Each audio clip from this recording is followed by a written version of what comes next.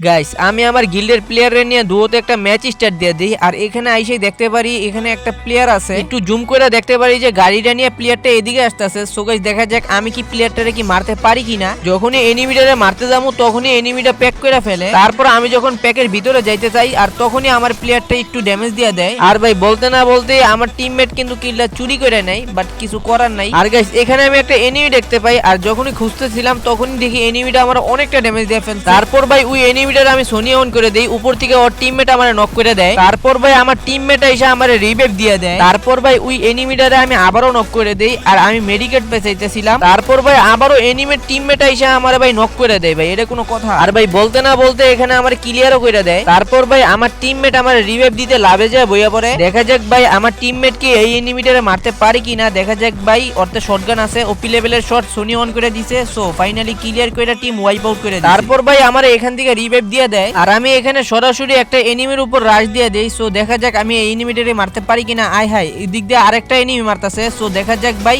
ওপি লেভেলের শট অল্প কিছু ড্যামেজ দিয়ে ফেলাইছি। ফাইনালি এটারে কিন্তু নক করে দিছি এন্ড ক্লিয়ারও করে দিছি। আর ভাই এখানে একটা ঝামেলা হয়ে গেছে, এখানে একটা এনিমি আমার ক্লিয়ার করে দেয় আর আমার টিমমেট বাইচা থাকে। আর মাত্র দুইটা এনিমি আছে। আমার টিমমেট কি ম্যাচটা বুইয়া করতে পারবো? যদি বুইয়া করতে পারে তাহলে তোমরা সবাই লাইক সাবস্ক্রাইব করে দিও। আর ভাই বলতে না বলতে এখানে একটা ওয়ান টেপ মাইরা টিম ওয়াইপ আউট করে দেয়। আর ভাই লাস্ট একটা এনিমি আছে, দেখা যাক আমার টিমমেট কি ম্যাচটা কি বুইয়া করতে পারে কিনা। সো দেখা যাক ফাইনালি ম্যাচটা কিন্তু বুইয়া করে ফেলাইছে। সবাই লাইক সাবস্ক্রাইব করে দাও।